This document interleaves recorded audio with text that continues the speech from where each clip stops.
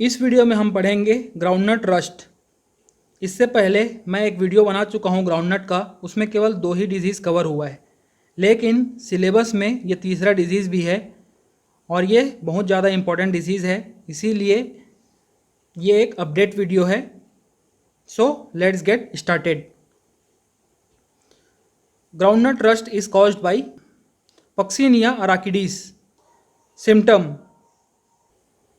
the disease attack all aerial parts of the plant. The disease is usually found when the plants are 6 weeks old. Small brown colored pustules appear on the lower surface of the leaf. The epidermis rupture and expose powdery mass of iridospore. Corresponding to sori, small necrotic brown spots appear on the upper surface of the leaf. The rust pustules may be seen on petioles and stem. Late in the season, brown teleosori appears on the necrotic patches. In severe infection, lower leaves dry and drop and plant produce shriveled seed. ये जो picture में दिख रहा है ये है groundnut rust. पहले lower leaf में ऐसी ब्राउन कलर के पुस्टूल्स बनते हैं। पुस्टूल्स में और स्पॉट्स में क्या डिफरेंस है? जैसे ये प्लांट का सरफेस है और इसमें ऐसे सेल्स हैं, प्लांट सेल हैं। इन्फेक्शन होगा, यहाँ से इन्फेक्शन होगा, फंगस अंदर आएगा और यहाँ से न्यूट्रिशन लेगा। न्यूट्रिशन लेने के बाद क्या होगा? ये जो प्लांट के सेल हैं वो मर जाते हैं, जिसके कारण से यहाँ पे अब कुछ नहीं है, ये डेड सेल है। तो ये जो बना है ऊपर से देखने से हमें ये ब्लैक कलर का दिखाई दे रहा है, ये क्या है? केवल स्पॉट्स है। पुस्टुल्स क्या होते हैं? ये एपिडर्मिस है, फिर ये सेल है, फंगस आता है, यहाँ मल्टीप्लाई होता है और यहाँ पे ये अंदर में स्पोर बनाते हैं। तो ये बहुत सारे स्पोर बनाते हैं, जिसके कारण से जो इसका एपिडर्मिस है वो ऐसे उभरा हुआ हो जाता है। तो इसी को क्या कहते हैं? पुस्ट्यूल्स। सो स्पॉट्स और पुस्ट्यूल दोनों अलग अलग होते हैं। पहले ये पुस्ट्यूल्स ब्राउन कलर के होते हैं और लिप्स के निचले भाग में होते हैं, और जहाँ जहाँ पर ये ब्राउन कलर की स्पॉट्स हैं लोअर सरफेस में, उसी के अपर सरफेस में नेक्रोसिस हो जाती है, वहाँ के जो सेल्स हैं वो मर जाते हैं। फिर बाद में जहाँ जहाँ नेक्रोसिस हुई है उसका कलर ब्राउन कलर का हो जाता है और वहाँ पर टीलियोस्पोर बनते हैं, जिसे टीलियोसोराई कहते हैं।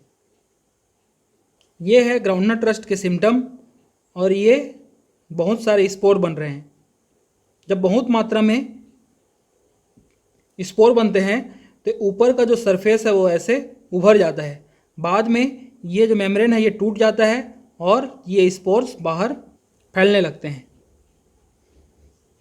इटियोलॉजी: जो फंगस है वो हायर फंगस है और सब डिवीज़न बेसिडियोमाइकोटिना को बिलोंग करता है। So pathogen produce both urediospore and teliospore. Uredial stage are produced abundant in groundnut and production of tilia is limited। मतलब यूरिडोस्पोर बहुत ज़्यादा मात्रा में बनते हैं और टीलियोस्पोर कम मात्रा में बनते हैं। Urediospores are pedicellate, unicellular, yellow, oval and have 2 to 3 germ pores. यह है इसका यूरिडोस्पोर। ओवल होता है और 2 से 3 जर्म पोर होते हैं। जैसे जर्मिनेशन होगा तो 2 से 3 जगह से हो सकता है। Teliospore are dark brown with 2 cells. ये जो है ये है टीलियोस्पोर, ये डबल सेल्ड होते हैं।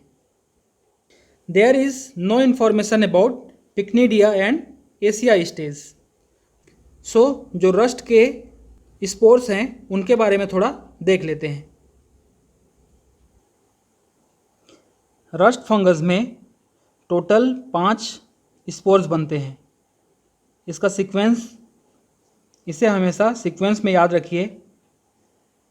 इसको याद रखने का कोड है पापा जी यूटीबी दिखाओ।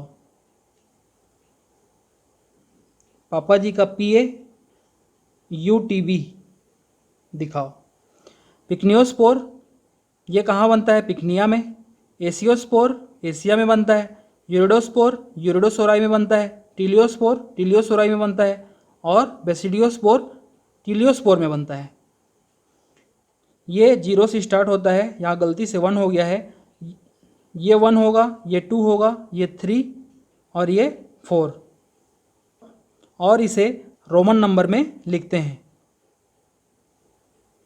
अब आते हैं डिजीज साइकिल में। Pathogen survive as urediospore on volunteer. The fungus also survive in infected plant debris in soil.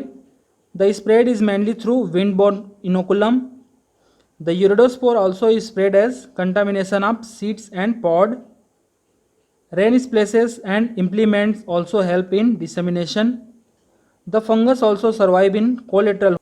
Pathogen seeds में, वॉलंटियर होस्ट में, डेब्रिस में एज अ यूरिडोस्पोर सर्वाइव कर रहा है।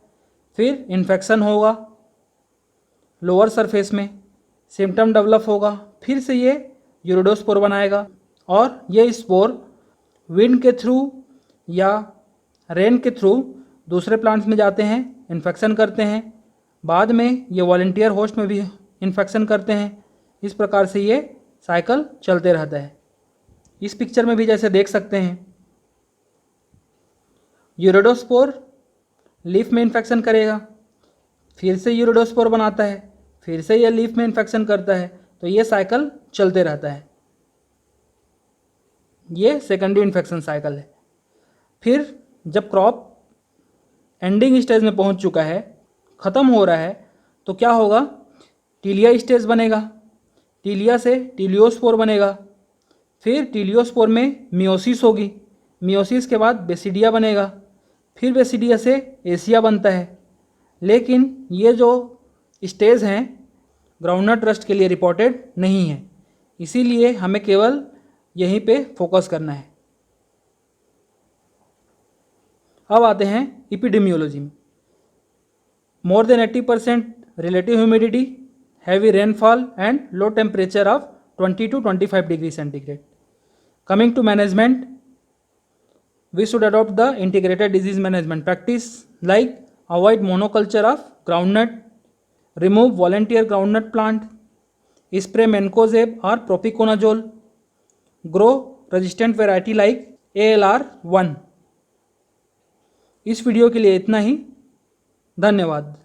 To download PDF files, please scan this QR code. Download link is also available in description of video.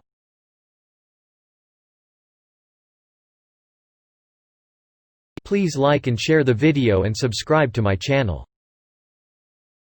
To watch other videos, click the link.